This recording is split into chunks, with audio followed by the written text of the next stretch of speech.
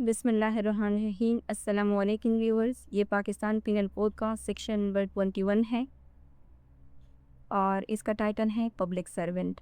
ये भी chapter number 2 में ही आता है।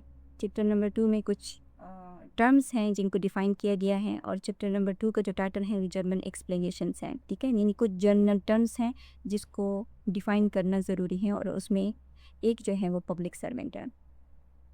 ओके, सो जनरली जो आम लोगों का कंसेप्ट होता है या बिलीफ होता है वो ये होता है कि पब्लिक सर्वेंट वो लोग होते हैं जिनको गवर्नमेंट अपॉइंट करती है। ठीक है, जो सरकारी नौकर होते हैं। लेकिन लॉ आपको बताता है कि ऐसा नहीं है। लॉ आपको कुछ इंटरेस्टिंग फैक्ट्स बताता है, कुछ और चीज़ें इसमें इंक्लूड करता है कि जो पब्लिक सर्वेंट हैं उसकी लिस्ट आपको एक तवील लिस्ट देती हैं। आप यहाँ पर देख सकते हैं कि ये जो सारा सेक्शन है, ये सेक्शन नंबर 21 है, ये पब्लिक सर्वेंट से रिलेटेड है। ठीक है, अब हम इसमें देखेंगे कि पब्लिक सर्वेंट्स में कौन कौन आते हैं। तो इस सेक्शन का जो टेक्स्ट है वो ये बताता है कि the words public servant denotes a person falling under any of the descriptions hereinafter following। ये बताता है कि ये जो वर्ड्स हैं पब्लिक सर्वेंट सेक्शन नंबर 21 में, कहते हैं कि इसमें कौन कौन शामिल हैं या ये किसको डिनोट करता है। कहते हैं कि ये हर उस शख्स को डिनोट करता है जो नीचे दी गई एक पूरी लिस्ट है ना, ये आप देख सकते हैं सेकंड, थर्ड, फोर्थ। तो इसमें हम इसको देखेंगे कि इसमें कौन कौन शामिल हैं। तो ये सारे किस में आते हैं? पब्लिक सर्वेंट में आते हैं।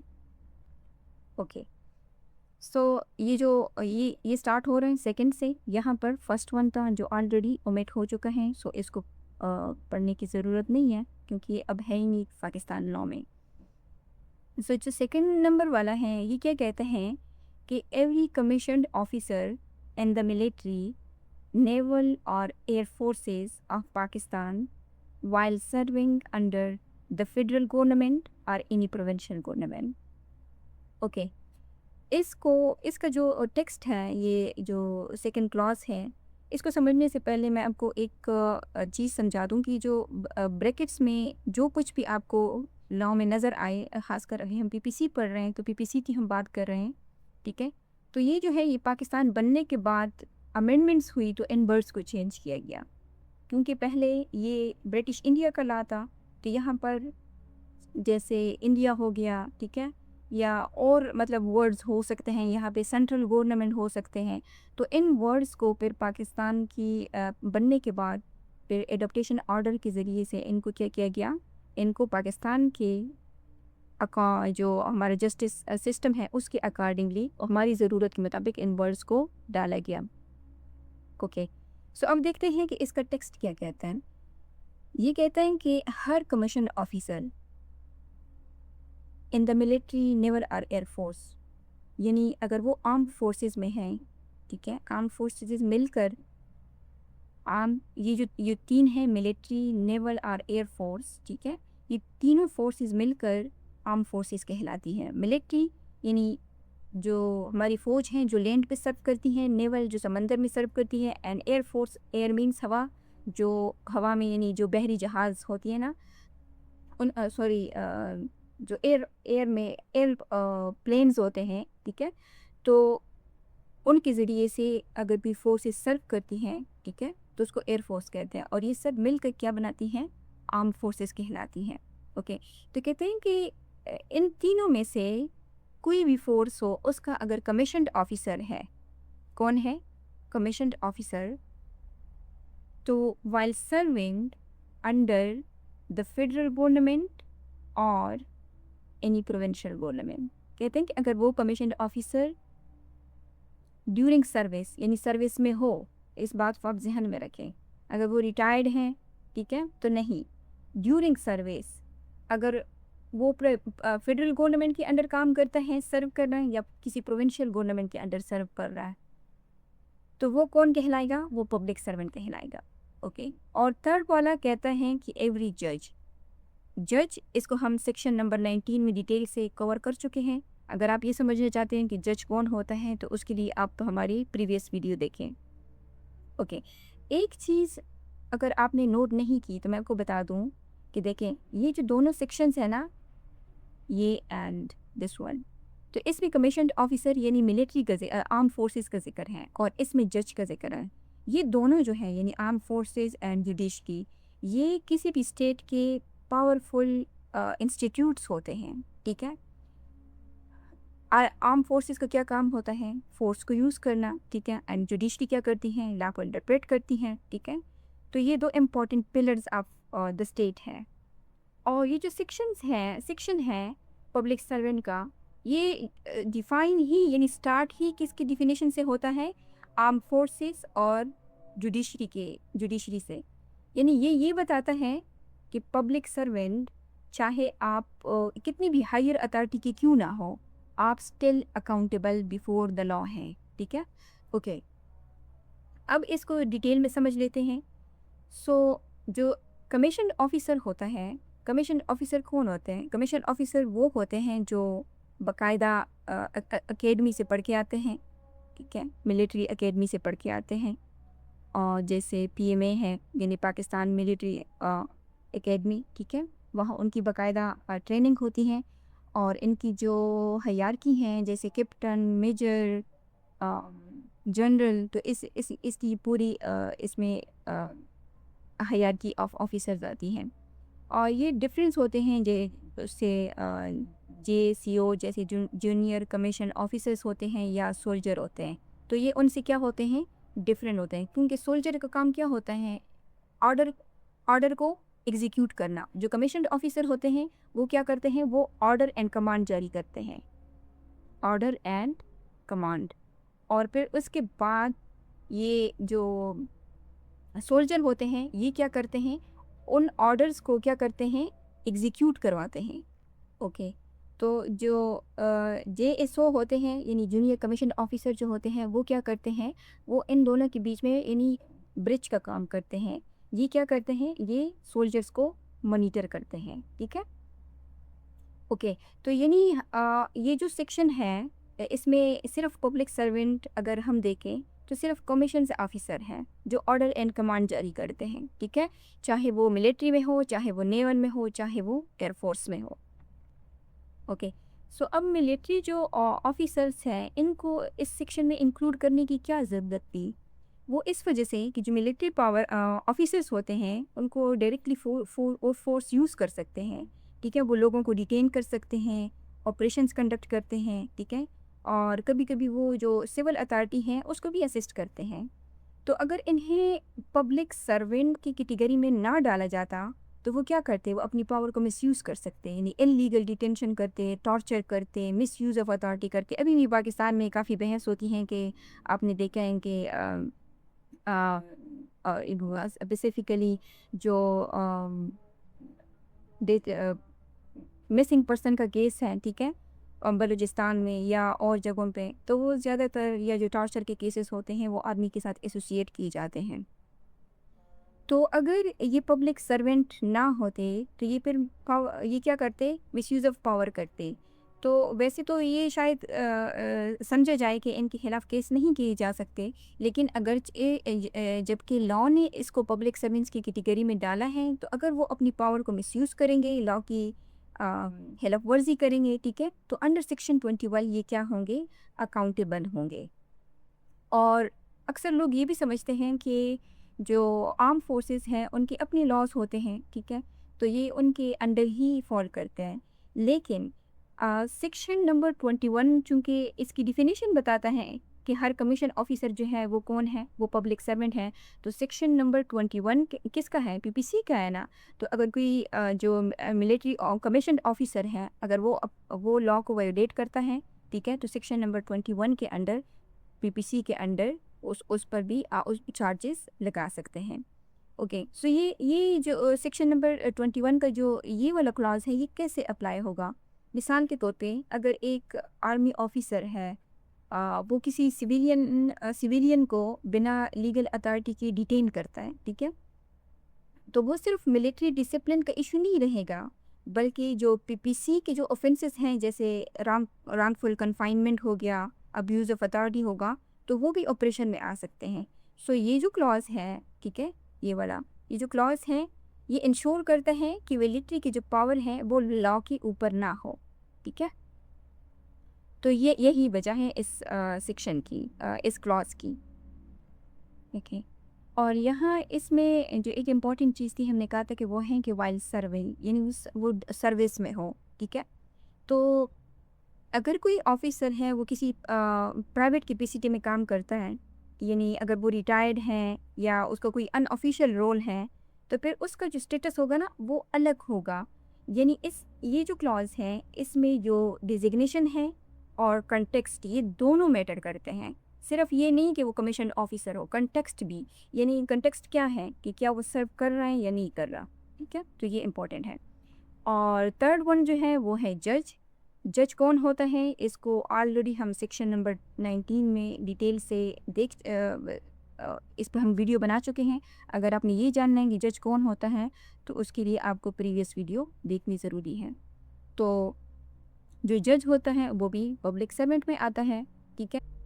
जो क्लास 4th हैं वो कहते हैं कि every officer of a court of justice.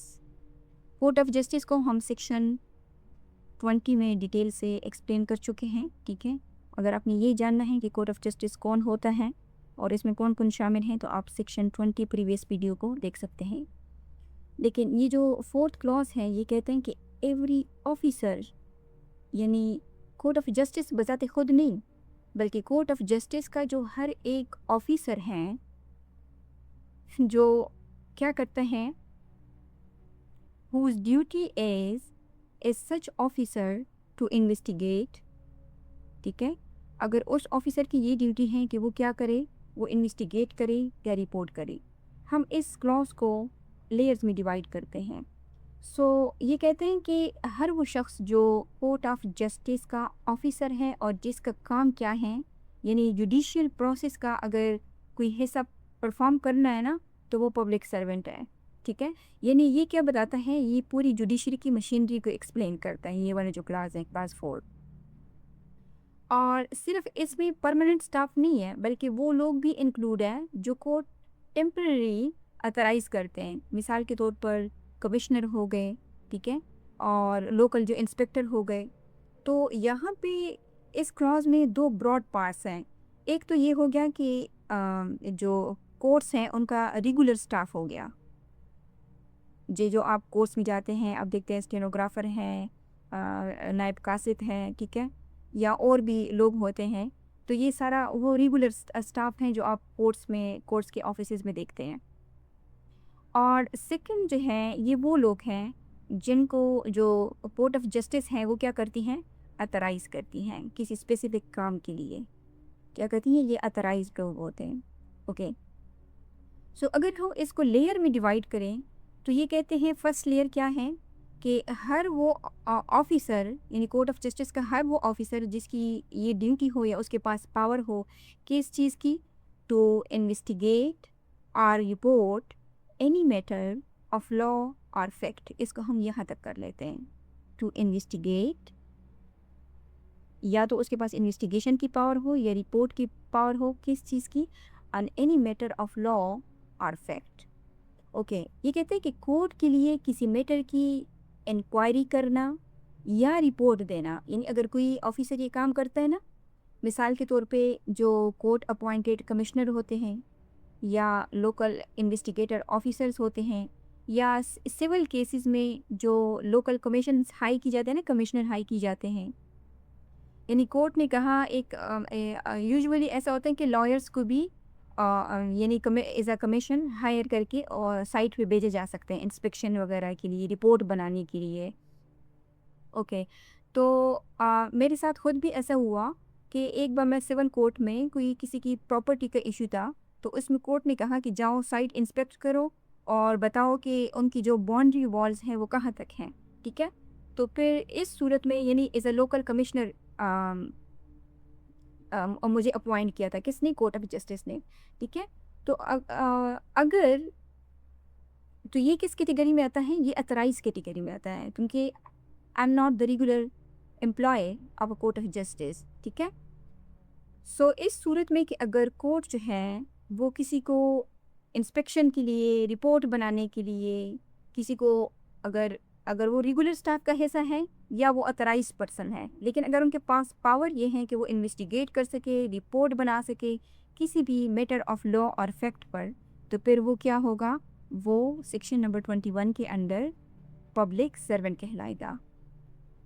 Okay, ये जो बंदा कोर्ट यानी कोर्ट ऑफ जस्टिस जो हायर करती हैं या उसका रेगुलर स्टाफ का हिस्सा होता है जिसके पास ये पावर होती है इन्वेस्टिगेट और रिपोर्ट बनाने की, ये बंदा जज तो नहीं है, लेकिन अगर उसकी जो रिपोर्ट होती है वो केस का जो आउटकम है वो इफ़ेक्ट कर सकती हैं, ठीक है ना। तो इस वजह से ताकि उसके ऊपर अकाउंटेबिलिटी रहे, अगर ये जो बंदा है जिसको जो रेगुलर उसका एम्प्लॉयमेंट का एम्प्लॉय है या उसको ऑथराइज़ किया है, अगर ये झूठी रिपोर्ट दे दे या वो रिश्वत ले लें, तो जो जस्टिस है वो क्या होगा, वो डिस्टॉर्ट हो जाता है। इसलिए उसे पब्लिक सर्वेंट ट्रीट किया जाना ज़रूरी है। और इसका जो लिंक है वो code of criminal procedure CRPC के CRPC यानी 1898 से है, ठीक है। और उसमें जो इन्वेस्टिगेशन है या जो इंक्वायरी की जो कंसेप्ट है ना CRPC में, लेकिन यहाँ पर फोकस क्या है, जुडिशियल कंटेक्स्ट पर है। ओके, सेकंड पेज क्या कहते हैं कि और ओके, टू मेक अथेंटिकेट और कीप एनी डॉक्यूमेंट। इसका क्या मतलब है, इसका ये मतलब है कि कोर्ट रिकॉर्ड बनाना, कोर्ट की रिकॉर्ड को वेरीफाई करना या उसको सेफ रखना। और यूजुअली ये किसका काम होता है, कोर्ट के जो क्लर्क होते हैं या जो रिकॉर्ड कीपर्स होते हैं, ठीक है, स्टेनोग्राफर होते हैं, ये जो लेयर है इसमें ज़्यादातर ये लोग आते हैं। मिसाल के तौर पे अगर FIR की एक सर्टिफाइड कॉपी इशू हो रही है तो कोर्ट ऑर्डर, तो ये क्या होगा, या मतलब कोर्ट का ऑर्डर जो है वो रिकॉर्ड हो रहा है, तो ये सब इसी कैटेगरी में आते हैं। और क्यों आते हैं, क्योंकि ये सारे डॉक्यूमेंट्स हैं ना, तो डॉक्यूमेंट्स लॉ में या कोर्ट में डॉक्यूमेंट का क्या मतलब होता है, एविडेंस। अगर डॉक्यूमेंट्स मैनिपुलेट हो जाए तो पूरा जो केस है वो भी कोलैप्स हो सकता है। सो यानी यहाँ पर जो जस्टिस सिस्टम का जो मेमोरी सिस्टम है ना, वो डॉक्यूमेंट्स ही हैं, क्योंकि अगर डॉक्यूमेंट्स इधर उधर हो गए तो फिर तो केस जो है वो कोलैप्स हो जाएगा। सो अगर मेमोरी करप्ट हो जाए तो फिर जो ट्रुथ है, फैक्ट्स हैं, वो भी क्या हो जाते हैं, डिस्टॉर्ट हो जाते हैं। ओके, जो थर्ड लेयर है ये है और टू टेक चार्ज और dispose of any property. Okay, so इसका ये मतलब है कि कोर्ट के पास जो भी प्रॉपर्टी आती है, यानी जो केस की प्रॉपर्टी होती है, उसे हैंडल करना। और इसमें कौन लोग शामिल होते हैं, यानी इसमें कौन लोग शामिल होते हैं, यहाँ से लेकर यहाँ तक इसमें कोर्ट की जो कोर्ट मालखाना के जो इंचार्ज होते हैं, जहाँ पे जो केस प्रॉपर्टी होती हैं वो जमा की जाती है मालखाना, ठीक है। तो उसके जो इंचार्ज होते हैं या प्रॉपर्टी की जो कस्टोडियन होते हैं, तो ये वो लोग जो हैं वो इसमें आते हैं। मिसाल के तौर पे पुलिस ने जो किसी केस में रिकवर्ड आइटम्स जो हैं वो कोर्ट में प्रोड्यूस किए, जैसे पिस्टल है या बाइक है या कार है, ठीक है। कोर्ट ने किसी ऑफिसर को दिया कि इसको सेफ रखो या इसका ऑक्शन करो, ठीक है। अगर वो बंदा जो है वो प्रॉपर्टी चोरी करता है या मिसयूज़ करता है, तो फिर वो क्या करता है, वो पब्लिक ट्रस्ट को ब्रीच करता है, क्योंकि वो पब्लिक सर्वेंट आता है। अब पब्लिक सर्वेंट है under section number 21। Okay, next है और to execute any judicial process. Okay, इसका क्या मतलब है कि कोर्ट के ऑर्डर को इम्प्लीमेंट करना, यानी implementation execution of judicial process, यानी ऑर्डर को इम्प्लीमेंट करना। और इसमें कौन लोग होते हैं, इसमें आते हैं बेलिफ, और इसमें आते हैं प्रोसेस सर्वर। इसको हम यहाँ पे देख लेते हैं इसमें कौन शामिल हैं। इसमें है बेलिफ, ठीक है, और इसमें है प्रोसेस सर्वर या जो वारंट लेके जाते हैं पुलिस एग्जीक्यूटिंग वारंट जो होते हैं, ठीक है। तो ये इसमें आते हैं, या प्रोसेस सर्वर जो हैं, तो ये इस कैटेगरी में फॉल करते हैं। ये भी कौन है, ये भी पब्लिक सर्वेंट हैं अंडर सेक्शन नंबर 21। वो कैसे कि कोर्ट ने मिसाल के तौर पर एक वारंट इशू किया, किसी ऑफिसर ने जाकर अरेस्ट किया। अब जज जो है खुद जाकर अरेस्ट तो नहीं करता ना, एग्जीक्यूशन का जो सिस्टम है वो तो डिफरेंट है। अगर ये जो लोग हैं ये करप्ट हो जाएं, ठीक है, ये जो लोग हैं ये अगर करप्ट हो जाएं तो फिर क्या है, तो फिर तो कोर्ट पावरलेस हो जाती है ना, सही है। और जज क्या यूज़ करता है, जज अपना ब्रेन यूज़ करता है, ठीक है, वो प्रोसेस बताता है। जबकि एग्जीक्यूशन जो ऑफिसर्स होते हैं वो क्या करते हैं, वो बाकायदा अपने हैंड्स यूज़ करते हैं, यानी उस प्रोसेस को इम्प्लीमेंट करवाते हैं। और उसके अलावा कौन है, कहते हैं कि all to administer any oath, यानी अगर कोई ऐसा शख्स है जो ओथ को एडमिनिस्टर करता है, यानी विटनेस का ओथ दिलवाना, ठीक है। केसेस में क्या होता है, जब सुनवाई होती है तो जब उसका बयान लिया जाता है अक्यूज्ड का, तो उससे पहले क्या लिया जाता है, ओथ लिया जाता है। तो जज तो नहीं लेता, ठीक है, वो कौन होते हैं, वो कोर्ट के ऑफिसर्स होते हैं या ओथ कमिश्नर होता है, ठीक है। यानी अगर आप रिटर्न में भी अगर आप कोई डॉक्यूमेंट लिखते हैं, एप्लीकेशन देते हैं या कुछ, तो उसके नीचे आप क्या करते हैं, ओथ कमिश्नर का आप स्टैंप लगवाते हैं कि मैं जो कुछ कह रहा हूँ, जो ये जो फैक्ट्स हैं ये क्या हैं, ये फैक्ट्स ही हैं, यानी इसमें कोई झूठ नहीं है। तो जो कोर्ट ऑफिसर हो गए, ठीक है, अगर वो ओरल ओथ है कोर्ट ऑफिसर हो गए, या अगर वो रिटर्न में है तो फिर इसमें जो ओथ कमिश्नर होते हैं तो वो कौन है, वो भी पब्लिक सर्वेंट कहलाते हैं। ओके। और इसका जो लिंक है ये कानूनी शहादत ऑर्डर के साथ है, यानी QSO 1984 के साथ में, क्योंकि QSO में ओथ का कंसेप्ट जो है वो एक सेंट्रल कंसेप्ट है। यानी अगर ओथ का जो प्रोसेस है वो कंप्रोमाइज़ हो जाए तो जो जो ट्रुथ टेलिंग मैकेनिज्म है ना वो क्या हो जाता है, वो कोलैप्स हो जाता है। और उसके अलावा जो है कहते हैं कि और टू इंटरप्रेट, क्या इंटरप्रेट करें, कहते हैं कि ये थोड़ा सा ट्रिकी है। यहाँ जो इंटरप्रेटर है ना, इसका मतलब जुडिशियल इंटरप्रिटेशन नहीं है जो जजेस करते हैं, जैसे कॉन्स्टिट्यूशन को या किसी लॉ को इंटरप्रिटेशन। यहाँ इसका ये मतलब है कि जैसे ट्रांसलेशन हो गई, यानी ट्रांसलेटर होते हैं, ट्रांसलेटर, या जो क्लेरिफिकेशन भी हो सकती है समटाइम्स, क्लेरिकल मिस्टेक्स होती हैं, ठीक है, लॉ में, तो उसकी क्लैरिफिकेशन भी हो सकती है। और ये कौन करते हैं, ये जो कोर्ट के इंटरप्रेटर्स होते हैं, यानी लैंग्वेज ट्रांसलेटर जो होते हैं, इसमें वो लोग भी शामिल हैं, यानी वो भी पब्लिक सर्वेंट में आते हैं।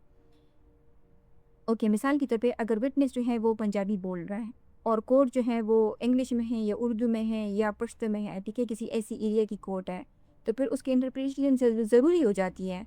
सो जो इंटरप्रिटेशन उसे क्या करेगा, उसको ट्रांसलेट करेगा, और वो उस वक्त वो क्या होगा, सेक्शन 21 के अंडर पब्लिक सर्वेंट होगा। क्यों, क्योंकि अगर ट्रांसलेटर गलत हो जाए तो जो ट्रांसलेशन अगर लॉ की या उसकी वो जो बोल रहा है विटनेस, ठीक है, तो वो अगर गलत हो जाए तो जो जस्टिस है वो गलत डायरेक्शन में चला जाता है। ओके, इसके अलावा क्या है, और to preserve order in the court, और कौन लोग पब्लिक सर्वेंट में शामिल हैं, जो कोर्ट की क्या करते हैं, जो कोर्ट के ऑर्डर को प्रिजर्व करते हैं, यानी कोर्ट में जो डिसिप्लिन है उसको मेंटेन रखते हैं। और वो कौन करते हैं, यानी सिक्योरिटी स्टाफ होता है, ठीक है, या कोर्ट ऑर्डरली, जैसे आपने देखा होगा हर कोर्ट के बाद सिक्योरिटी स्टाफ जो है वो क्या करता है, वो खड़ा होता है, यानी कोई शोर शराबा ना करें। समटाइम ऐसा होता है कि अदालतों में लोगों के ऊपर गोलियां चल जाती हैं जब उनको कोर्ट में जेल से लेके आया जाता है, या लोग आपस में लड़ने लग जाते हैं, ठीक है। तो उस डिसिप्लिन को मेंटेन करने के लिए जो सिक्योरिटी स्टाफ होता है वो भी पब्लिक सर्वेंट होता है, यानी अगर कोई शोर शराबा करे या फाइट वगैरह हो, ठीक है, तो उसको कंट्रोल करते हैं। यानी कोर्ट का जो इन्वायरमेंट है वो न्यूट्रल और कंट्रोल होना चाहिए, वरना जो फेयर ट्रायल है वो क्या हो जाएगा, वो इम्पॉसिबल हो जाएगा। ये सब तो शामिल हैं। इसके अलावा कौन शामिल है, कहते हैं कि and every person specially authorised by court of justice to perform any such duty. ये क्या है, ये टेम्पररी या केस स्पेसिफिक अपॉइंटमेंट है। यहाँ से लेकर एंड से लेकर यहाँ तक जो है ना, ये कौन लोग हैं, ये रेगुलर स्टाफ का हिस्सा नहीं है, ये टेम्पररी लोग हैं जिनको हमने कहा कि authorise court of justice authorise करती हैं, ठीक है, या किसी स्पेसिफिक केस में उनकी अपॉइंटमेंट होती हैं। मिसाल के तौर पे हमने पहले ऊपर एक एग्जांपल पेश की लोकल कमिश्नर की, ठीक है, तो वो इस कैटेगरी में फॉल करता है, लोकल कमिश्नर, ठीक है। और या जो मिसाल के तौर पे एक्सपर्ट्स होते हैं,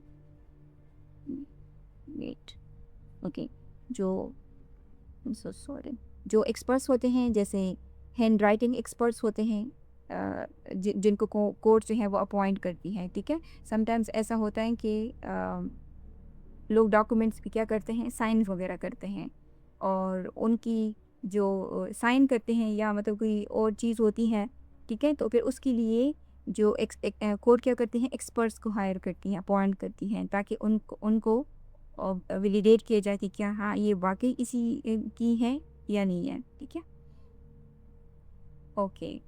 और ये क्यों करते हैं, ताकि लॉ में फ्लेक्सिबिलिटी भी रहनी चाहिए ना, ताकि हर सिचुएशन के लिए परमानेंट स्टाफ तो नहीं होता ना। अब इसके लिए बाकायदा तौर पर परमानेंट स्टाफ हायर करना कि कोई हैंड राइटिंग का कोई एक्सपर्ट को या कोई लोकल कमिश्नर हो जो हर वक्त बैठा रहे, चाहे आपको कमीशन के लिए ना ही भेजना पड़े, ठीक है। तो फिर ऐसा होता है कि केस के नेचर के हिसाब से इनको जो कोर्ट ऑफ जस्टिस है वो क्या करती है, वो अपॉइंट करती है।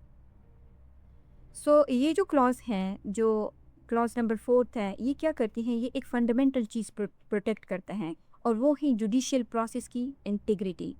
यानी जज अकेला कुछ नहीं कर सकता, बल्कि जो पूरा सिस्टम है ना वो मिलकर क्या करता है, वो जस्टिस डिलीवर करता है। अगर सिस्टम की किसी भी पार्ट में अगर करप्शन आ जाए तो फिर क्या होती है, जो जस्टिस है वो तो फेल हो जाता है, क्योंकि ये पूरा जुडिशियल सिस्टम है, इसका मकसद क्या है, ये जो पीपीसी है, ठीक है, जिसको हम पढ़ रहे हैं अभी, इसका पूरा मकसद क्या है, जस्टिस है ना, ठीक है। तो फिर ये क्या हो जाएगा, ये फिर फेल हो जाएगा। सो ये वाला जो क्लॉज है जिन केसेस में डायरेक्टली ये इफ़ेक्ट करता है, जैसे फॉल्स एविडेंस के केसेस हो गए, रिकॉर्ड टेम्परिंग के केसेस हो गए, कोर्ट करप्शन हो गई, या एग्जीक्यूशन ऑफ वारंट जो है, ठीक है, ये इन सब डायरेक्टली लिंक है। और इनडायरेक्टली ये जिन चीज़ों के साथ लिंक है वो है कोड ऑफ क्रिमिनल प्रोसीजर और क्यूएसओ, ठीक है। जो आम मिसकंसेप्शन पाया जाता है लोगों में, वो ये है कि लोग समझते हैं कि सिर्फ जज ही इम्पॉर्टेंट है, बल्कि रियलिटी क्या है कि सिस्टम का जो स्मॉल एक्टर है ना, वो चपरासी यानी नायब कासिद से लेकर सब जो है वो क्या करते हैं, वो जस्टिस को एक्चुअली रन करते हैं, ठीक है। अगर क्लर्क करप्ट हो तो फाइल गायब हो सकती है, ठीक है, ऐसा है ना।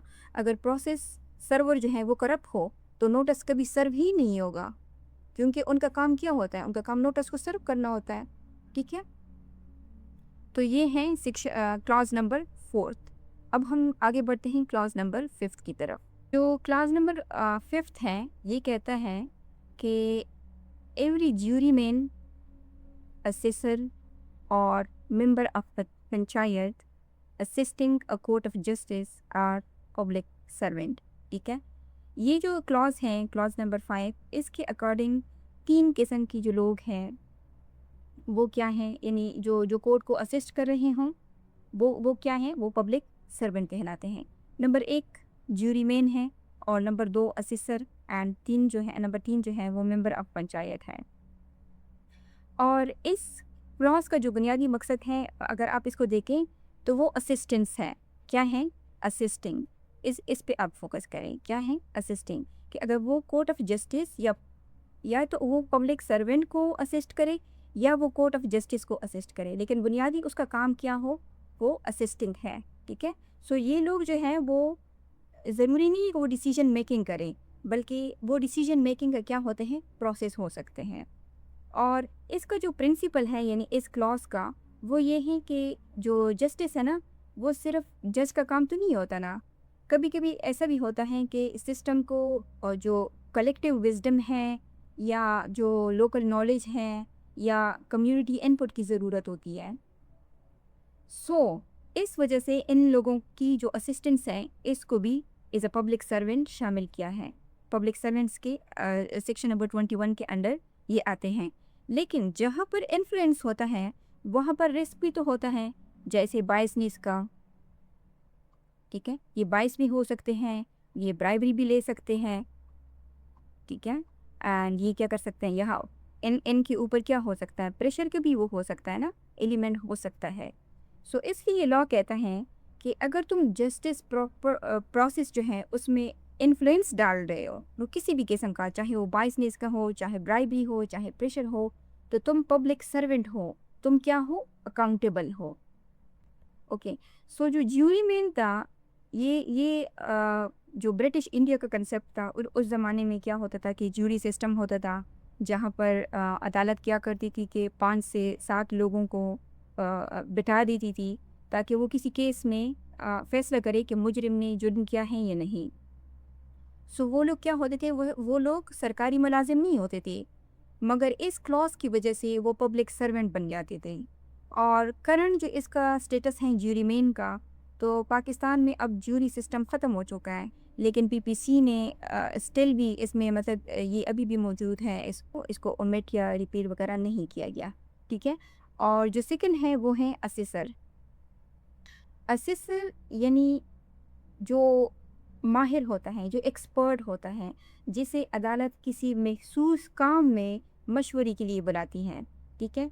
जैसे मान लिया जाए कि कोई दरिया है, यानी कोई रिवर है, उसके रास्ते या जो ज़मीन की बाउंड्रीज होती है ना रास्तों की, तो उसका कोई मसला है, तो फिर अदालत क्या करती है, अदालत शहर के जो मतलब कोई पुराने या जो यानी बहुत एजड लोग जो होते हैं, ठीक है, 100 साल के या 80 साल के, इस तरह 70 साल के, ठीक है, तो या जो तजर्बाकार बंदे होते हैं, क्या करती हैं, उनको बुलाती हैं कि आप हमारी मदद करें कि पुराना जो रास्ता था वो कहाँ था, ठीक है। तो ये कौन हो गए, ये असेसर हो गए। उसके अलावा इसका जो लीगल इम्पेक्ट है वो ये है कि वो जो बंदा होता है ना, वो सिर्फ उस वक्त के लिए पब्लिक सर्वेंट होता है, ठीक है। सो इसका ये फ़ायदा होता है कि उसी कोई धमका नहीं सकता, यानी उसको उसको कोई प्रेशर नहीं कर सकता कि अगर वो रिश्वत ले तो उस पर, अगर वो रिश्वत ले तो उस पर फिर क्या होता है, करप्शन के चार्जेस हो सकते हैं। लेकिन as a public servant under section number 21 उसको कुछ लीगल प्रोटेक्शन भी हासिल है, ठीक है। और जो थर्ड नंबर है वो है मेंबर ऑफ अ पंचायत। तो ये जो है ये सबसे अहम है, और ये एक मतलब लोकल पॉइंट है। जब कोई अदालत या कोई पब्लिक जो सर्वेंट है, मिसाल के तौर पर असिस्टेंट कमिश्नर हो गए, वो क्या करते हैं कि किसी पंचायत या कमेटी को कोई मसला हल करने के लिए देते हैं। मिसाल के तौर पे आजकल जो आपने सुना होगा एडीआर का कंसेप्ट, अल्टरनेटिव डिस्प्यूट रिजोल्यूशन का जो कंसेप्ट है वो काफ़ी कॉमन है। तो इस लॉ के तहत क्या होता है कि अगर जज किसी जो पंचायत होता है या कौंसिल ऑफ एल्डर्स होते हैं, उनको अगर वो ये कहें कि आप किसी खुला के केस में या किसी ज़मीन के केस में अगर कोई झगड़ा हो, तो दोनों पार्टियों को आप ऐसा करें कि उनको कंप्रोमाइज़ पे दें, ठीक है, कंप्रोमाइज़ करवाओ और रिपोर्ट दो। सो उस पंचायत का हर एक मेंबर जो है वो अंडर सेक्शन नंबर 21 क्लास 5 क्या होगा, पब्लिक सर्वेंट तस्वुर होगा, राइट। ओके। सो इस क्लॉज में जो इम्पोर्टेंट चीज़ है वो है assisting a court of justice are public servant. So इसका ये मतलब होता है कि हर ज्यूरी मैन, हर असिसर, हर जो पंचायत का जो मेंबर है, वो ऑटोमेटिकली पब्लिक सर्वेंट नहीं है, बल्कि वो तब पब्लिक सर्वेंट है जब वो किसी ऑफिशियल या जुडिशियल फंक्शन में क्या कर रहे हों, वो असिस्ट कर रहे हों। सो अगर पंचायत जो है वो कोर्ट के कहने पर डिस्प्यूट को इन्वेस्टिगेट कर रहे हैं, तो वो पब्लिक सर्वेंट में आते हैं। लेकिन अगर वो अपनी मर्ज़ी से जो हमारा इनफॉर्मल जस्टिस सिस्टम है उसके अकॉर्डिंगली गांव में या किसी भी जगह पर वो क्या करते हैं, वो जरगा कंडक्ट करते हैं या वो इस तरह के केसेस हल करने की कोशिश करते हैं, ठीक है, अपनी मर्ज़ी से, जब तक जबकि किसी पब्लिक सर्वेंट या कोर्ट ऑफ जस्टिस ने उनको अपॉइंट ना किया हो, तो वो पब्लिक सर्वेंट में काउंट नहीं होते। सो अब आप ये सोचेंगे कि ये वाली जो क्लास है इसको बनाने की क्या क्या ज़रूरत थी, वाई दिस फ्लॉज। तो इसका जो एक बुनियादी मकसद है वो है प्रोटेक्शन। किसकी प्रोटेक्शन और किस तरह की प्रोटेक्शन। अगर कोई मिसाल के तौर पर कोई बदमाश बंदा है, वो किसी पंचायत मेंबर को कहे कि आप हमारे हक में फैसला दो, ठीक है, वरना हम आपको गोली मार देंगे। तो जो शख्स धमका रहा है वो क्या है, वो सेक्शन नंबर 186, 186 एंड 189 पीपीसी के अंडर क्या होगा, वो यानी जो ये वाले जो सेक्शंस हैं पीपीसी के, वो ऑपरेशन में आएंगे, जो ये कहते हैं कि अगर आप किसी पब्लिक सर्वेंट को धमकाते हैं तो उस वक्त ये ऑपरेशन में आ सकते हैं। तो उस शख्स के खिलाफ जो धमकाता है वो क्या है, इन केस हो सकता है, ठीक है। और एक तो प्रोटेक्शन प्रोवाइड करता है किसको, ये जो पब्लिक सर्वेंट है, ठीक है।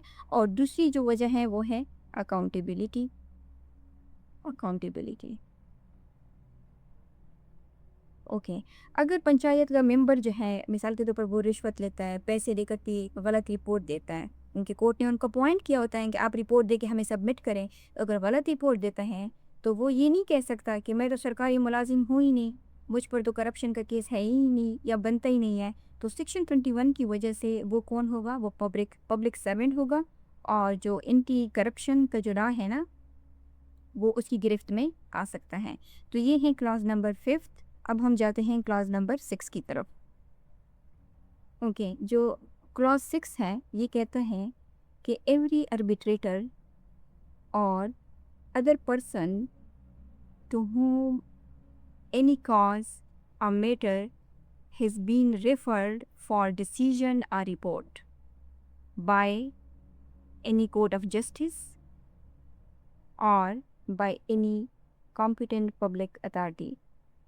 ओके, सो क्लॉज 6 क्या कहते हैं कि पब्लिक सर्वेंट कौन है, ये बताता है कि कोई भी आर्बिट्रेटर, ठीक है, या कोई और शख्स जिसको कोर्ट ऑफ जस्टिस क्या करती हैं, वो कोई कोई भी मतलब मैटर है या कॉज है वो रेफ़र करती हैं, किस लिए, कि वो उसमें अपना डिसीजन दे या अपना रिपोर्ट पेश करे, या ओके, इसमें दो अथॉरिटी हैं, या तो वो कोर्ट ऑफ जस्टिस उसको कोई मामला रेफ़र करे, या कोई जो कॉम्पिटेंट पब्लिक अथॉरिटी है यानी कोई गवर्नमेंट ऑफिस की तरफ से अगर उनकी तरफ रेफरल जाता है किसी प्राइवेट पर्सन की तरफ या आर्बिट्रेटर की तरफ, तो अंडर सेक्शन 21 वो कौन होंगे, वो भी पब्लिक सर्वेंट होंगे। ओके, सो इस पर जो प्रिंसिपल हैं वो ये हैं कि देखें, जो जस्टिस सिस्टम है ना हमारा बहुत ओवरलोडेड है। सो जो हर केस होता है ना वो कोर्ट को डिसाइड नहीं कर सकता, इसलिए कुछ मैटर्स जो होते हैं वो आर्बिट्रेटर के पास क्या होते हैं, आर्बिट्रेशन में जाते हैं, और कुछ जो होते हैं वो अदर एनी अदर पर्सन्स यानी जो एक्सपर्ट्स होते हैं, ये डिपेंड करता है नेचर ऑफ द केस पर, तो ये उनके पास जाते हैं, ठीक है। सो लेकिन यहाँ पे प्रॉब्लम ये है कि ये जो लोग हैं, चाहे आर्बिट्रेटर हों या चाहे बाकी के जितने भी लोग हैं, ये जज नहीं होते, लेकिन उनका जो डिसीजन होता है या उनकी जो रिपोर्ट होती है वो क्या करती हैं, वो पूरी केस का जो आउटकम है तो वो उसको अफेक्ट कर सकती हैं। इसलिए लॉ कहता है कि जहाँ डिसीजन मेकिंग पावर है वहाँ पर क्रिमिनल अकाउंटेबिलिटी भी लगेगी, और क्रिमिनल अकाउंटेबिलिटी तभी लग सकती है ना जब वो लॉ के अंडर पब्लिक सर्वेंट की कैटेगरी में आए, ताकि उनको फिर अकाउंटेबल ठहराया जा सके। ओके, सो जो आर्बिट्रेटर है, ये आर्बिट्रेटर कौन होता है, आर्बिट्रेटर एक न्यूट्रल पर्सन होता है जो पार्टीज़ के जो डिस्प्यूट्स होते हैं उनको रिजॉल्व करने की कोशिश करता है न्यूट्रल रहकर, ठीक है। उनके डिसीजन को इन्फ्लुएंस नहीं करता, किसी को ये नहीं कहता कि आप ठीक हो दूसरे को कहता है गलत, नहीं, उनकी बात सुनता है और एक म्यूचुअल एग्रीमेंट के ज़रिए से उस मसले को हल करने की कोशिश करता है। मिसाल के तौर पर दो कंपनीज कॉन्ट्रैक्ट डिस्प्यूट में हैं, ठीक है, अब इमेजिन करें, और वो ये डिसाइड करते हैं कि हम क्या करेंगे, कोर्ट की बजाय आर्बिट्रेटर हमारा फैसला करे, ठीक है। तो अगर उन्होंने अपनी मर्जी से प्राइवेटली आर्बिट्रेटर हायर किया है तो वो पब्लिक सर्वेंट की कैटेगरी में नहीं आता, लेकिन अगर आर्बिट्रेटर जो है वो कोर्ट ऑफ जस्टिस की तरफ से हो या किसी गवर्नमेंट अथॉरिटी की तरफ से हो, ठीक है, तो फिर वो पब्लिक सर्वेंट की कैटेगरी में आता है। और यहाँ पर जो अदर पर्सन है, ये जो फ्रेज है ना, ये फ्लेक्सिबिलिटी देता है। देखें यहाँ पे इन्होंने क्या किया है, जो अदर पर्सन तो एक बहुत ब्रॉडर कैटेगरी आ सकती है, ठीक है, अदर पर्सन में, क्योंकि यहाँ पे इन्होंने कोई लिस्ट तो नहीं दी कि अदर पर्सन में कौन कौन शामिल है। तो इसमें इंक्लूड हो सकते हैं, कौन कौन इंक्लूड हो सकते हैं, इसमें इंक्लूड हो सकते हैं एक्सपर्ट, ठीक है, इसमें किसी भी यानी फील्ड के जो एक्सपर्ट हैं वो शामिल हो सकते हैं, जैसे मिसाल के तौर पे इंजीनियर हो गए, डॉक्टर्स हो गए, ठीक है, और जिनको ज़रूरी है कि कोर्ट ऑफ जस्टिस या किसी गवर्नमेंट अथॉरिटी ने अपॉइंट किया हो, या जैसे प्रीवियस क्लास में हमने कहा कि जो कमीशन के अदर एजेंट हैं, ठीक है, कमीशन एजेंट हो गए, इसके अलावा जो इंक्वायरी ऑफिसर्स होते हैं, ठीक है, तो ये क्या है, ये जो एवरी पर्सन अदर पर्सन है, ये एक काफ़ी ब्रॉड टर्म है, ठीक है, इंक्वायरी ऑफिसर। सो इसमें ये लोग आते हैं, यानी लॉ ने इसको इंटेंशनली ब्रॉड रखा है ताकि कोई लूप होल ना हो। ओके, यहाँ पे अगर हम एक एग्जांपल ले लें, मिसाल के तौर पे एक इंजीनियर है जिसको कोर्ट ने क्या किया है कि एक कंस्ट्रक्शन डिस्प्यूट में एक इंजीनियर को हायर किया है, अपॉइंट किया है, ठीक है, सॉरी हायर नहीं अपॉइंट किया है, कि वो रिपोर्ट दे के जो बिल्डिंग है क्या वो सेफ़ है या नहीं। अब जो टेक्निकली जो इंजीनियर है वो तो एक प्राइवेट पर्सन है, ठीक है, प्राइवेट बंदा है, लेकिन उसकी जो रिपोर्ट पर जो डिसीजन है ना, कोर्ट जो डिसीजन लेगा वो किसकी उस पे रिपोर्ट पे लेगा, वो इंजीनियर की रिपोर्ट पे लेगा, तो इस मोमेंट पर वो पब्लिक सर्वेंट बन गया, ठीक है। सो ये जो क्लॉज नंबर 6 है, ये जो एक बुनियादी प्रिंसिपल बताता है वो है डेलीगेटेड जुडिशियल पावर का, delegated judicial power, delegated judicial power का कंसेप्ट देता है, ठीक है, यानी डेलीगेटेड जुडिशियल पावर जो है वो किसके बराबर है, वो पब्लिक रिस्पॉन्सिबिलिटी के बराबर है, पब्लिक रिस्पॉन्सिबिलिटी। तो कोर्ट क्या करती है, वो अपनी कुछ पावर्स जो है वो क्या करती है, डेलीगेट करती है, यानी अगर स्टेट अपनी डिसीजन मेकिंग पावर किसी और को टेम्पररी दे रही है तो वो बंदा भी स्टेट की तरह ही अकाउंटेबल होगा। ओके, सो अब हम क्लास नंबर 7 की तरफ जाते हैं।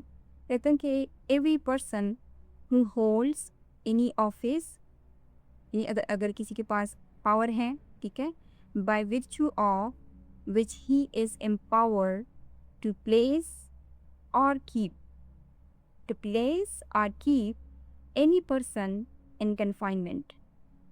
ये क्लॉज कहता है कि हर वो शख्स, एवरी पर्सन, हर वो शख्स जो अपनी ऑफिशियल पोजीशन में की वजह से किसी को डिटेन कर सकता हो, क्या कर सकता हो, डिटेन यानी बंद कर सकता हो, ठीक है, या उसको बंद रख सकता हो, तो वो कौन है, वो पब्लिक सर्वेंट है।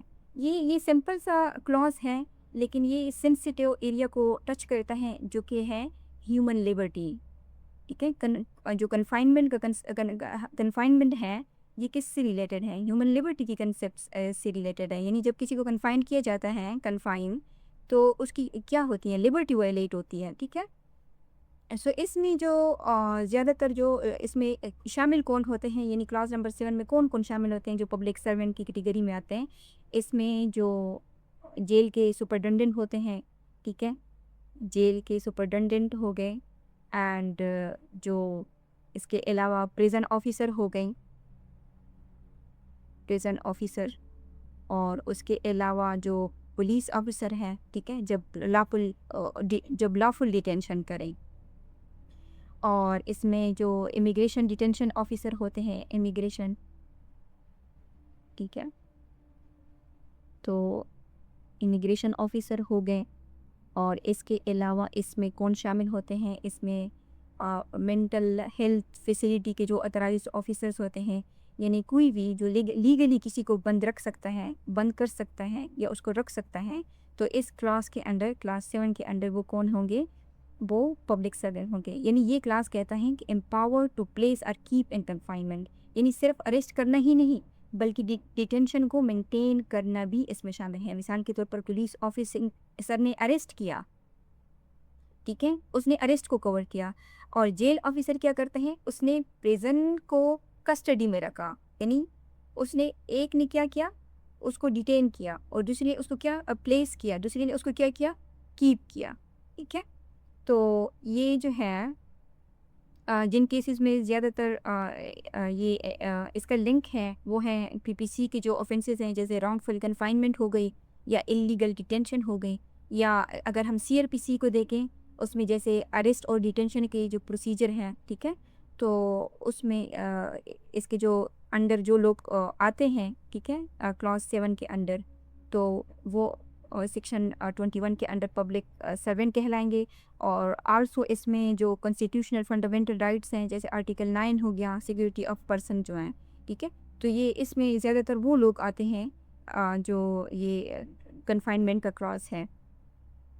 तो ये जो है यानी हर वो शख्स जिसके पास ये पावर है कि वो किसी को कन्फाइनमेंट में डिटेन करे या उसको मेंटेन रखे, तो वो भी पब्लिक सर्वेंट में आते हैं। ओके, यहाँ पे एक जो इम्पोर्टेंट चीज़ है वो ये है कि by virtue of which he is empowered, इससे क्या मुराद है?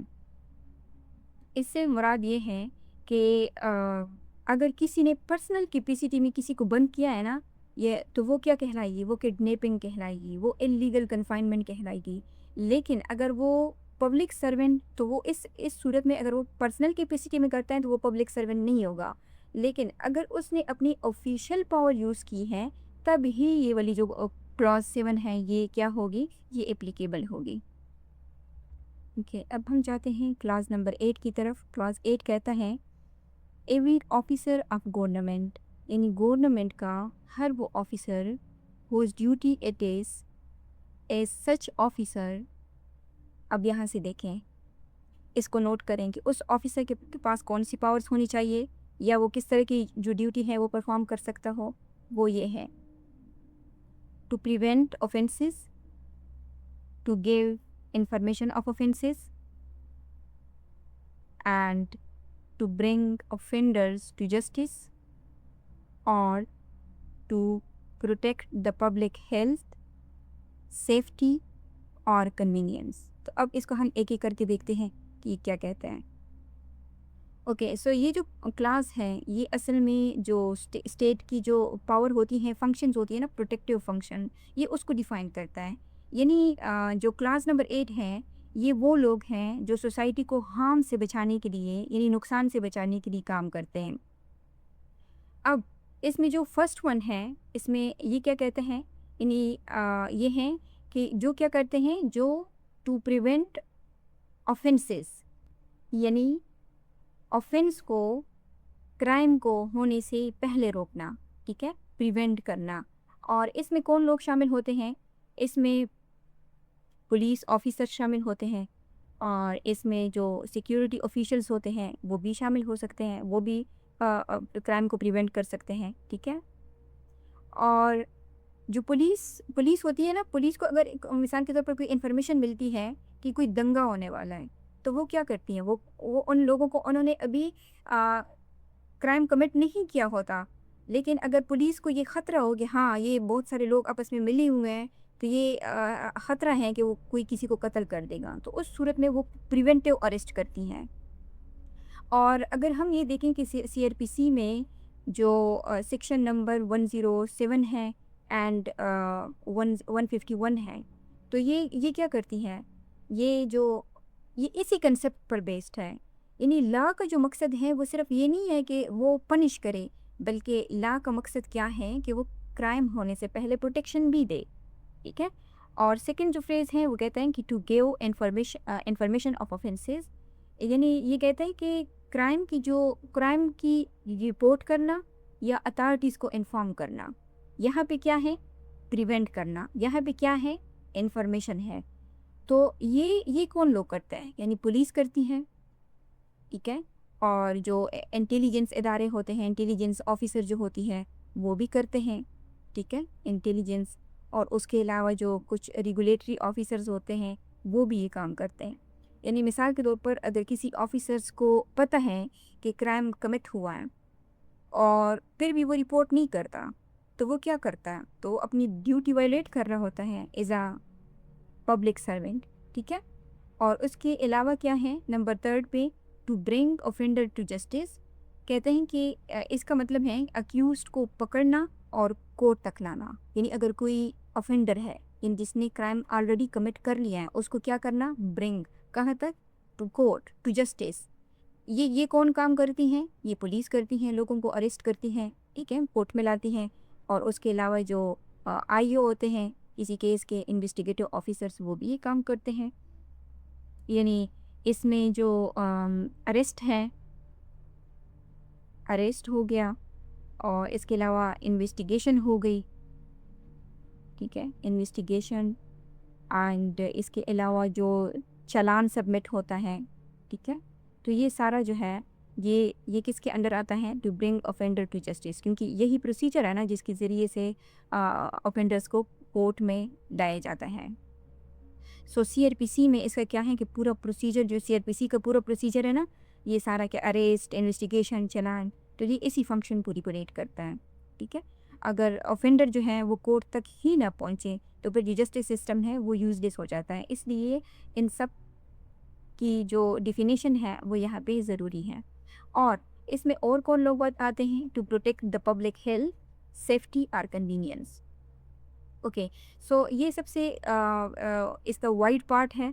और ये इसमें पब्लिक हेल्थ में कौन लोग आते हैं? पब्लिक हेल्थ में मिसाल के तौर पर जो हेल्थ इंस्पेक्टर्स हैं, फूड सेफ्टी के इंस्पेक्टर्स हो गए, ठीक है, यानी सेफ्टी में फूड सेफ्टी के इंस्पेक्टर्स हो गए। मिसाल के तौर पर कोई एक रेस्टोरेंट है जो कि कंटेमिनेटेड फूड सर्व करता है, तो ऑफिसर क्या करता है? उसके पास पावर होती है कि वो उस रेस्टोरेंट को बंद करवा दे। और पब्लिक यानी ये पब्लिक हेल्थ से रिलेटेड है ना। और पब्लिक सेफ्टी से क्या रिलेटेड है कि मिसाल के तौर पर बिल्डिंग इंस्पेक्शंस हो गई, ट्रैफिक पुलिस हो गई, तो ये क्या काम करते हैं? पब्लिक सेफ्टी के लिए काम करते हैं। या डिज़ास्टर मैनेजमेंट के जो ऑफिसर्स हो गए, वो भी पब्लिक सेफ्टी के लिए काम करते हैं। मिसाल के तौर पे अनसेफ बिल्डिंग को सील करना, सही है। और ये जो है ये कन्वीनियंस, यानी public health, public safety, public convenience. ये जो पब्लिक कन्वीनियंस है ये थोड़ा सा एब्स्ट्रैक्ट है, यानी इसका मतलब है कि पब्लिक का जो डेली लाइफ है ना वो स्मूथली चले, यानी कन्वीनियंट को। मिसाल के तौर पे जो इसमें म्यूनसिपल ऑफिसर्स आ जाते हैं, इसमें जो ट्रैफिक कंट्रोलर हैं वो आ जाते हैं। जैसे अगर कहीं पे कोई रोड जो है वो ब्लॉक हो, उस रोड ब्लॉकेज को रिमूव करना, या जो तजावज़ात होती हैं, यानी इल्लीगल जो इंक्रोचमेंट होती हैं वो हटाना, तो ये किस में आता है? पब्लिक कन्वीनियंस में आता है। सो और ये जो है ना, यहाँ पे एक फ्रेज़ है, ए सच ऑफिसर, ये इम्पॉर्टेंट है, ठीक है। इसका मतलब ये है कि जो ड्यूटी होगी वो उसकी ऑफिशियल कैपेसिटी में होनी चाहिए। किस किस चीज़ के लिए होनी चाहिए? इस क्लॉज़ को सेक्शन नंबर 21 का जो क्लॉज़ नंबर 8 है उसकी एक्टिवेशन के लिए ज़रूरी है कि वो जो ड्यूटी कर रहा हो, प्रिवेंशन की, इंफॉर्मेशन की, ब्रिंग ऑफेंडर की, या ये वाले, तो फिर उसके लिए ज़रूरी है कि वो ऑफिशियल कैपेसिटी में करे। अगर वो पर्सनल कैपेसिटी में कुछ करता है तो फिर ये क्लॉज़ जो है ये अप्लाई नहीं होगा। सो ये जो क्लॉज़ है इसका जो लिंक बनता है जिन लॉज के साथ, ठीक है, जो डायरेक्टली लिंक है वो कोड ऑफ क्रिमिनल प्रोसीजर है, ठीक है। ये आप देख सकते हैं कि हमने कहा कि ये सारे जो प्रोसेस हैं ये सीआरपीसी के हैं। या इसके अलावा जो पब्लिक सेफ्टी लॉज हैं या जो हेल्थ रेगुलेशंस हैं, और इनडायरेक्टली जो है इसका जो लिंक है वो क्यूएसओ के साथ भी है। तो ये है क्लॉज नंबर 8। अब हम डिस्कस करते हैं क्लॉज नंबर 9 को। सो क्लॉज 9 जो है वो ये कहता है कि every officer whose duty it is, यानी हर वो ऑफिसर, इज सच ऑफिसर, इसको हमने ऊपर यहाँ पे डिफ़ाइन कर लिया है कि यानी वो ऑफिशियल कैपेसिटी में काम करें। अब वो ड्यूटीज़ या वो काम क्या हैं, इसके पास कौन से पावर होने चाहिए? अगर वो काम करता है to take, receive, keep, okay, और expend any property on behalf of the government, okay. So इसमें यानी ये कहता है कि अगर कोई जो ऑफिसर है वो गवर्नमेंट का पैसा या माल जो है वो लेना, रखना या उसको खर्च कर सके, यानी उसके पास क्या पावर हो, ये सारी पावर्स को on behalf of the government. और इसमें कौन लोग आते हैं? इसमें जो ट्रेजरी ऑफिसर्स होते हैं, कैशियर्स होते हैं, या जो स्टोर कीपर होते हैं, ये उनमें आते हैं। और कैसे करते हैं ये? यानी टैक्स कलेक्ट करते हैं या गवर्नमेंट की जो फंड्स हैं उससे पेमेंट को जमा करते हैं, ठीक है।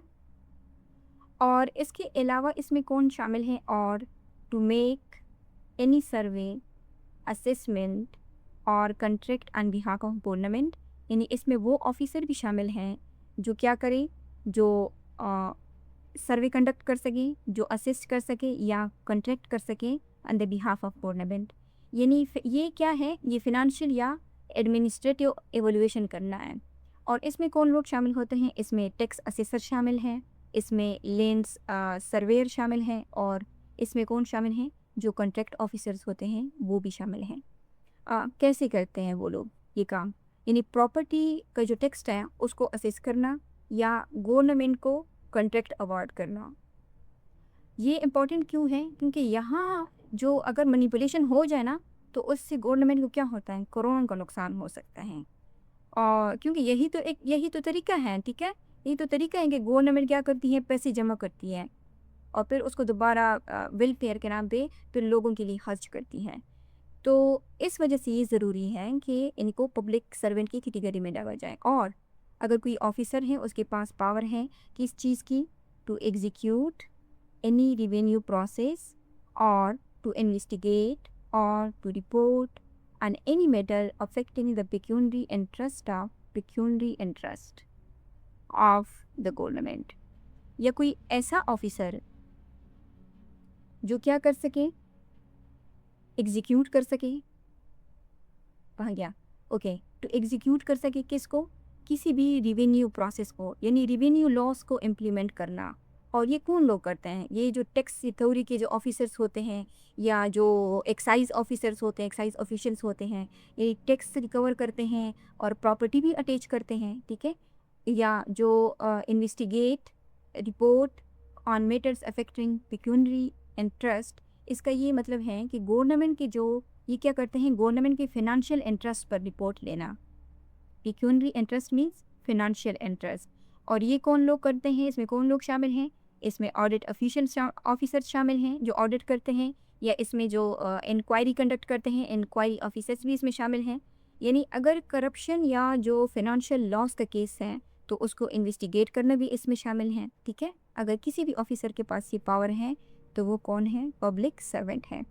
ओके, उसके बाद क्या है कि आर टू मेक, ऑथेंटिकेट और keep any document relating to pecuniary interest। Okay, कहते हैं कि फिनेंशियल डॉक्यूमेंट बनाना या मेंटेन करना। और ये पावर अगर किसी के पास हो तो वो कौन होते हैं? वो अकाउंटेंट्स होते हैं ना, या रिकॉर्ड कीपर्स होते हैं, उनके पास यूजुअली ये पावर होती है। क्योंकि डॉक्यूमेंट्स वो क्या करते हैं, रिकॉर्ड को या डॉक्यूमेंट्स को क्या करते हैं, मेंटेन रखते हैं, ठीक है। या उसको क्या करते हैं, जो फिनेंशियल डॉक्यूमेंट्स की हम बात कर रहे हैं, ये इस वजह से ज़रूरी है क्योंकि डॉक्यूमेंट्स ही प्रूफ है ना। अगर ये मैनिपुलेट हो जाएं, इधर उधर हो जाएं, तो फिर क्या होगा? तो फिर तो करप्शन ट्रेस नहीं होगी, ठीक है।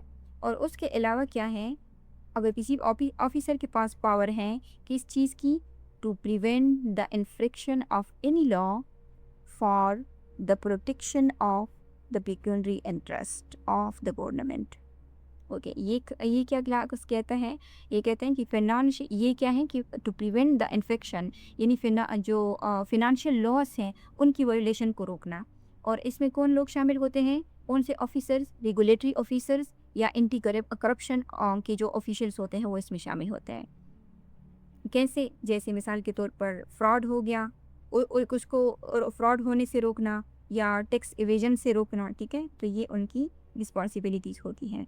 फिर उसके बाद हैं कि and every officer in the service और पे ऑफ द गवर्नमेंट और remunerated by fee or commission for the performance of any public duty।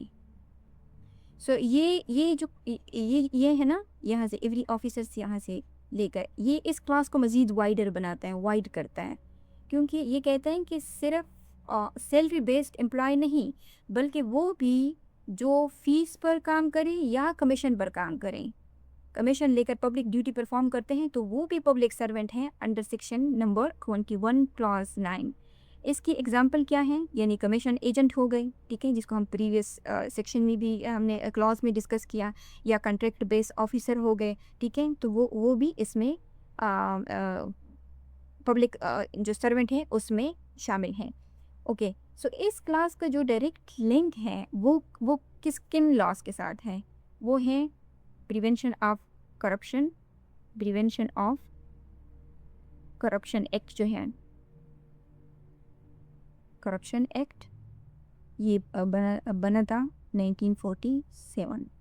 और उसके अलावा जो CRPC है, ठीक है, उसके अलावा जो फिनेंशियली अकाउंटेबिलिटी फ्रेमवर्क्स होते हैं उनके साथ भी हैं।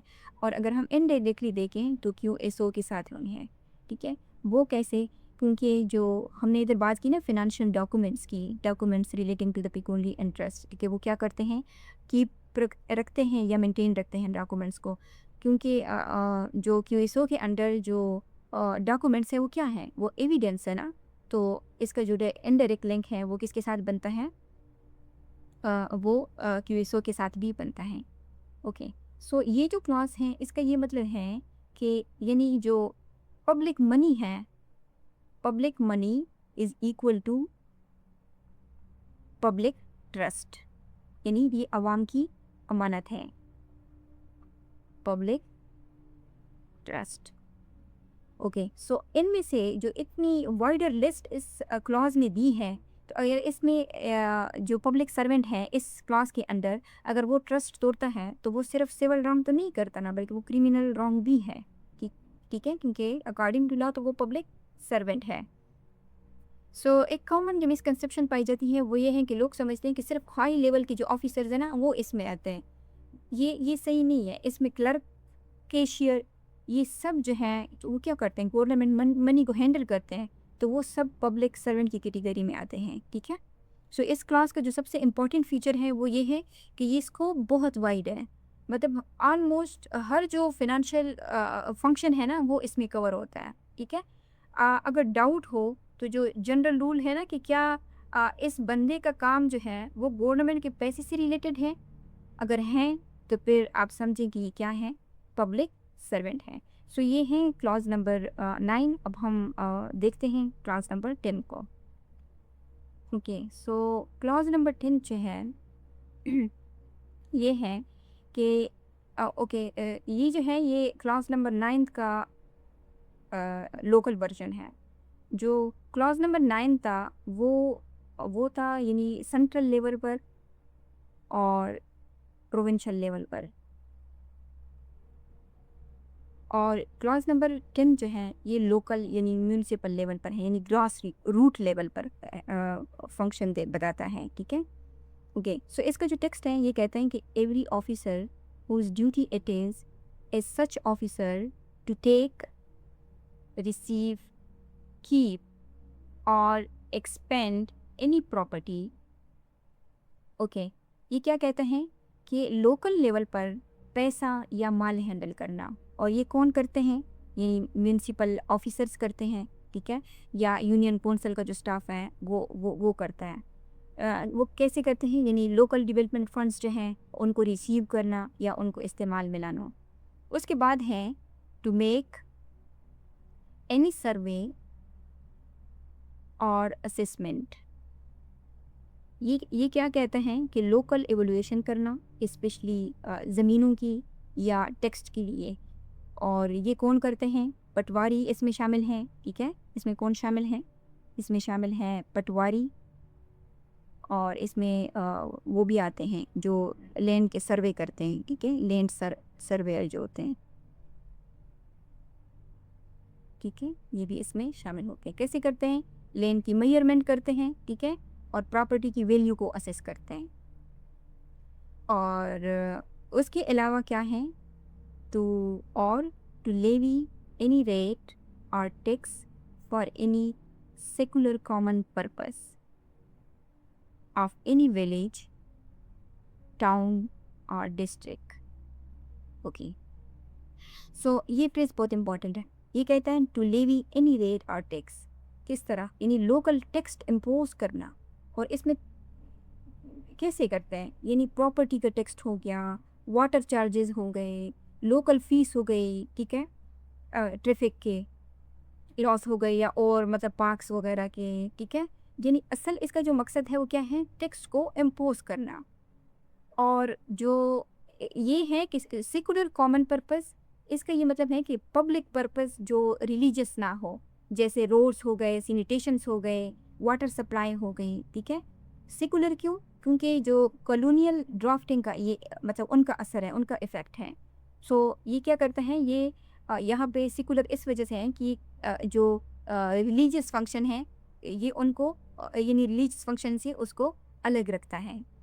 एनी विलेज, टाउन और डिस्ट्रिक्ट, यानी ये स्कोप डिफाइन करता है कि इसका जो स्कोप है वो क्या है, वो ग्रास रूट गवर्नेंस है। वो कैसे? यानी कि जो यूनियन कौंसल हो गई, ठीक है, यूनियन कौंसल हो गई या म्यूनिसिपल कमिटीज़ हो गई, ठीक है, म्यूनिसिपल कमिटीज़, एंड उसके अलावा जो डिस्ट्रिक्ट एडमिनिस्ट्रेशन होती है, ठीक है, ये सारा इसका पार्ट है, डिस्ट्रिक्ट एडमिनिस्ट्रेशन। ओके, उसके बाद क्या है, और टू मेक, अथेंटिकेट और keep any document for the ascertaining of the rights of the people of any village, town और district। ओके, ये सबसे क्रिटिकल पार्ट है इसका। ये कहता है कि लोगों के राइट्स से जो रिलेटेड रिकॉर्ड बनाना है ना, और सिर्फ बनाना नहीं, बल्कि टू मेक, सिर्फ बनाना नहीं बल्कि उसको मेंटेन रखना भी, यानी कीप, मेंटेन रखना भी। और ये कौन करते हैं? पटवारी, जैसे लैंड रिकॉर्ड को वो कौन होता है? लैंड रिकॉर्ड का रिकॉर्ड कीपर होता है, ठीक है, या जो रजिस्ट्रार ऑफिसेज होते हैं। इसकी मिसाल कैसी है, क्या है कि जो लैंड ओनरशिप का रिकॉर्ड होता है उनको मेंटेन किया जाता है, जो म्यूटेशन एंट्रीज होती हैं वो भी इसमें शामिल हैं, ठीक है। और ये इम्पॉर्टेंट क्यों है? क्योंकि पाकिस्तान में जो लैंड डिस्प्यूट है वो सबसे कॉमन है। अगर रिकॉर्ड मैनिपुलेट हो जाए तो फिर क्या होगा, जो प्रॉपर्टी के राइट्स हैं वो ख़त्म हो जाएंगे ना, ठीक है। और जो लिटिगेशंस हैं, यानी जो केसेस हैं, वो सालों तक चलेंगी। और वो तो ऑलरेडी आप सबको पता है कि सालों तक चलती हैं, ठीक है। कभी कभी तो जो सिविल केसेस हैं 100 सालों तक भी चलती हैं। सो इसमें ये सब चीज़ें आती हैं। और ये कहाँ पर कनेक्ट करता है, जो क्लॉज नंबर 10th है, ये क्लॉज जो है वो डायरेक्टली जहाँ पर लिंक है वो है लोकल गवर्नमेंट की जो लॉज है, लोकल गवर्नमेंट लॉज के साथ, लोकल गवर्नमेंट लॉज। और इसके अलावा जो है वो लैंड रेवेन्यू सिस्टम के साथ, इसके अलावा जो CRPC है, और इसके अलावा QSO के साथ। इनके अगेन देखें, यहाँ पे डॉक्यूमेंटेशन की बात आई है, और डॉक्यूमेंटेशन क्या है? एविडेंस है अंडर QSO, ठीक है। तो ये है क्लॉज नंबर 10। अब हम देखते हैं क्लॉज नंबर 11 को। ओके, सो क्लॉज नंबर जो 11 है, ये कहता है कि every person who holds any office in virtue of which he is empowered, किसके लिए एम्पावर हो? To prepare, publish, maintain or revise an electoral roll, or to conduct an election or part of an election। Okay, so ये जो section है ना, sorry clause है, clause number 11 section 1121 का, ये डायरेक्टली किस चीज़ पर फोकस करता है? ये डेमोक्रेटिक सिस्टम की इंटीग्रिटी बताता है। ये क्लॉज नंबर क्लॉज 11 सेक्शन 21 ये क्या बताता है? Democratic integrity. क्योंकि अगर आप इसको देखें तो ये जो पूरा क्लॉज है ये किस से रिलेटेड है? ये ना तो पैसे से रिलेटेड हैं, ना ही पावर से रिलेटेड हैं, जो ऊपर क्लासेस में हमने डिफाइन किए, ठीक है, डिस्कस किया। बल्कि अगर आप इसको देखें तो ये किससे रिलेटेड है? ये सारा इलेक्शन यानी वोट से रिलेटेड है, वोट एंड रिप्रेजेंटेशन से रिलेटेड है। सो सिंपल लफ्ज़ों में ये जो क्लॉज हैं, यानी जो भी शख्स, जो भी एवरी पर्सन, जो भी शख्स, ठीक है, अगर वो इलेक्शन प्रोसेस के किसी भी हिस्से को मैनेज करता है, चाहे वो वोटर लिस्ट बनाता हो, चाहे उनको अपडेट करता हो, या चाहे वो इलेक्शन कंडक्ट करता हो, तो वो सब अंडर सेक्शन नंबर 21 क्लॉज 11 कौन है? पब्लिक सर्वेंट है। ओके, सो जो सेक्शन नंबर क्लॉज नंबर 11 है, ये दो मेन डोमेन्स को कवर करता है। नंबर एक जो है वो है इलेक्शन, इलेक्टोरल रोल्स को। ओके, यहाँ पे ऑलरेडी लिखा हुआ है। नंबर 1 है इलेक्टोरल रोल, और सेकंड जो है इलेक्शन को कंडक्ट इन इलेक्शन। ये number 1 electoral roll, and number 2 क्या है, कंडक्ट इलेक्शन, यानी जो पोलिंग प्रोसेस होता है, पोलिंग प्रोसेस। ओके, अब इसको हम डाइसेक्ट करते हैं, ठीक है, लेयर बाय लेयर। ये कहता है कि every person who holds any office in virtue of which he is empowered, किसके लिए empowered हो, to prepare, publish, maintain or revise an electoral roll, यानी कि वोटर लिस्ट बनाना, यहाँ से लेकर यहाँ तक जो फंक्शन आते हैं इसमें, यानी वो आते हैं वोटर लिस्ट बनाना। और वोटर लिस्ट कौन बनाते हैं, जो इलेक्शन रजिस्ट्रेशन ऑफिसर्स होते हैं या जो डेटा एंट्री स्टाफ होता है, ठीक है। यानी वो क्या करते हैं, कैसे करते हैं, यानी लोगों के नाम जो है वो लिस्ट में इंक्लूड करते हैं। अगर वो फेक एंट्रीज करें, अगर वो गोस्ट वोटर्स बनाएं, ठीक है, तो फिर ये क्या है, ये क्राइम है ना। सेकंड क्या है, और टू सॉरी, ये प्रिपेयर करा, ठीक है, ये प्रिपेयर का है। और पब्लिश में आता है, यानी अगर वो इलेक्टोरल रोल को अगर वो पब्लिश करता है तो इसमें क्या आता है, यानी वोटर लिस्ट को पब्लिक करना। ये क्यों इम्पॉर्टेंट है, ट्रांसपेरेंसी के लिए, ठीक है, लोग चेक कर सकें कि उसका नाम है या नहीं है। और आपने देखा भी है ना कि गवर्नमेंट इलेक्शन में कोई एक कोई नंबर था 786 था मे बी, और इस तरह का कोई नंबर था जिस पे एसएमएस आता था, जिसके ज़रिए से आप चेक करते थे कि आपका जो नाम है वो वोटर लिस्ट में है या नहीं है। जब वोटर लिस्ट प्रिपेयर हो जाती हैं, बन जाती हैं, तो उसके बाद दूसरा जो काम होता है वो पब्लिश करने का होता है, ठीक है। वो किसकी, ताकि जो ट्रांसपेरेंसी है वो मेंटेन रहे। और उसके बाद है टू मेंटेन इलेक्टोरल रोल, यानी लिस्ट को एक्यूरेट रखना, उसको अपडेट रखना, उसकी करेक्शन करना, डेटा मैनेजमेंट करना, ठीक है। अगर कोई ऐसा बंदा भी है जो ये मेंटेन रखने का काम है, क्योंकि हर एक बंदा सारे काम तो नहीं कर सकता ना, कि वो मेरे वोटर लिस्ट बनाई भी, पब्लिश भी करे, उसको मेंटेन भी रखे, उसको रिवाइज भी करे, तो ये तो डिफरेंट लोगों के जॉब्स हैं। तो उसमें से कोई भी हो जो भी फंक्शन परफॉर्म करे वो क्या होगा, पब्लिक सर्वेंट होगा। ओके, उसके बाद क्या है कि to revise any electoral roll, यानी टाइम टू टाइम उस लिस्ट को रिवाइज करके अपडेट करना, यानी नए वोटर्स को ऐड करना। नए वोटर्स को फिर से ऐड करते हैं। देखें, हमारे पाकिस्तान में जो वोटिंग का सिस्टम है उसकी जो एलिजिबिलिटी है वो क्या है, वो 18 ईयर्स है ना। तो फिर ऐसा होता है कि उसको रिवाइज या अपडेट कैसे किया जाता है वोटर लिस्ट को, कि हर साल बहुत सारे लोग जो हैं, हज़ारों लाखों लोग जो हैं वो 18 साल को पहुंच सकते हैं, वो अपना एनआईसी बनाते हैं और वो एलिजिबल होते हैं वोट डालने के लिए। तो फिर क्या करते हैं, फिर इन्हीं नए लोगों को क्या करते हैं, इनको डालकर जो लिस्ट होती है उसको रिवाइज करके क्या किया जाता है, अपडेट किया जाता है, यानी नए वोटर्स को ऐड करना। और जो ऐसा भी होता है ना कि कुछ जो वोटर्स होते हैं वो फोर्थ हो जाते हैं, ठीक है, यानी जो डेड वोटर्स होते हैं उनको क्या करते हैं, उनको हटाना। तो ये क्या है, यानी मेंटेन एंड अपडेट वाला काम करते हैं। ओके, किसको, इलेक्टोरल रोल को, ठीक है, यानी जो इलेक्टोरल लिस्ट होती है। उसके बाद कौन से लोग, वो लोग टू कंडक्ट एन इलेक्शन और पार्ट ऑफ एन इलेक्शन। इसमें कौन शामिल है, यानी इसका मतलब ये है कि इलेक्शन का जो एक्चुअल प्रोसेस है, यानी जो पोलिंग प्रोसेस है ना, जो इलेक्शन डेज होते हैं जिस दिन इलेक्शन कंडक्ट होते हैं पोलिंग स्टेशंस में, ठीक है, वो जो उसको कहते हैं पोलिंग प्रोसेस। ये कौन करते हैं, ये रिटर्निंग ऑफिसर्स होते हैं। अगर आप कभी गए हैं पोलिंग स्टेशंस पर, तो वहाँ ऑफिसर्स होते हैं, रिटर्निंग ऑफिसर, उनके पास एक लिस्ट होती है। वहाँ प्रिजाइडिंग ऑफिसर्स भी होते हैं, ठीक है, वहाँ पोलिंग स्टाफ भी होता है, ठीक है, कुछ लोकल स्टाफ भी हायर किया जाता है, ठीक है। और तो ये कहाँ पर होते हैं, पोलिंग स्टेशंस को मैनेज करना। वहाँ पे आपने पुलिस ऑफिसर, पुलिस वाले को भी देखा होगा जो वहाँ की सिक्योरिटी को मेंटेन रखते हैं, ठीक है।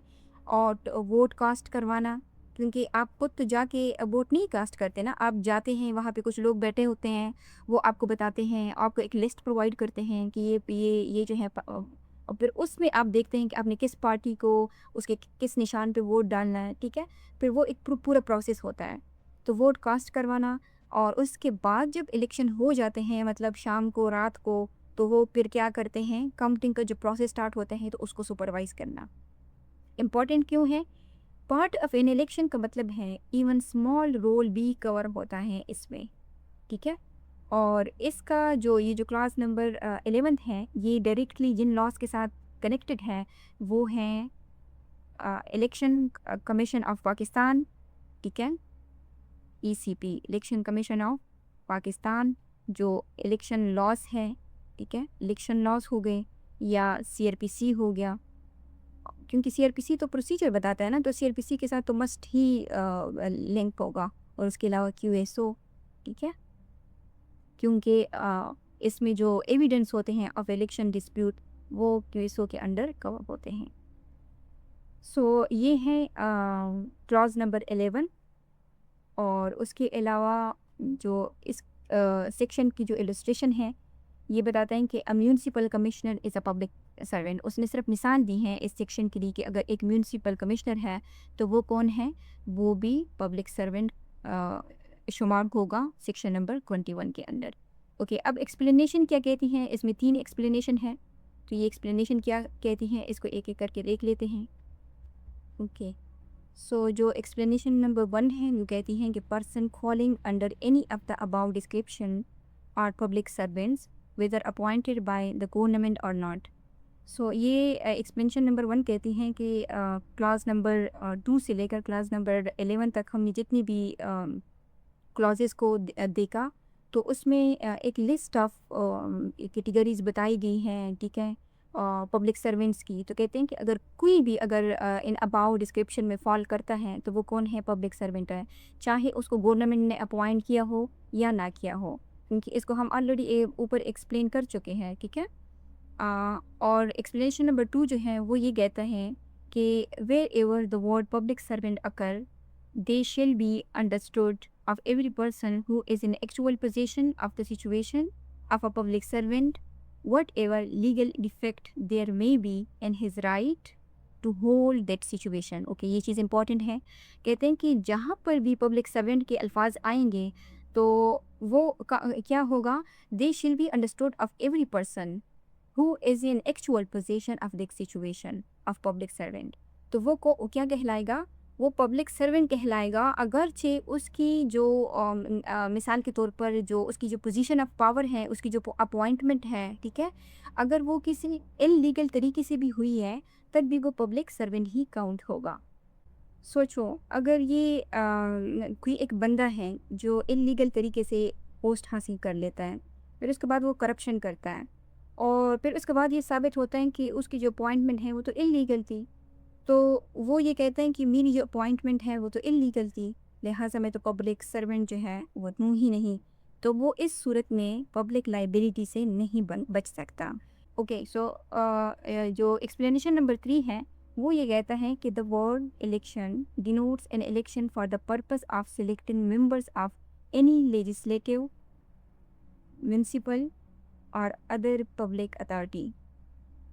सो जो एक्सप्लेनेशन नंबर 3 है, इसमें ये जो इलेक्शन का वर्ड है, इलेक्शन, ये इसमें नेशनल असम्बली के इलेक्शन भी हैं, इसमें प्रोविंशियल असम्बली के इलेक्शन भी हैं, इसमें जो लोकल इलेक्शंस होते हैं, लोकल इलेक्शंस, ठीक है, वो भी हैं, और इसमें म्यूनसिपल बॉडीज़ के जो इलेक्शन है वो भी है।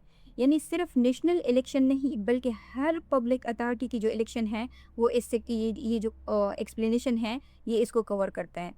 अगर ये क्यों, क्योंकि अगर इलेक्शन को नेरो तरीके से इंटरप्रेट किया जाता तो फिर जो लोकल बॉडी की जो इलेक्शन है ना वो कवर नहीं होते, और जो म्यूनसिपल जो करप्शन है वो क्या होती, वो पनिश भी नहीं हो सकती। इसलिए लॉ ने क्या किया कि इसको इंटेंशनली जो इसकी जो डिफिनेशन है इसको वाइड रखा। ओके, आगे क्या कहते हैं कि of what ever character the method of selection to which is by or under any law prescribed is by election।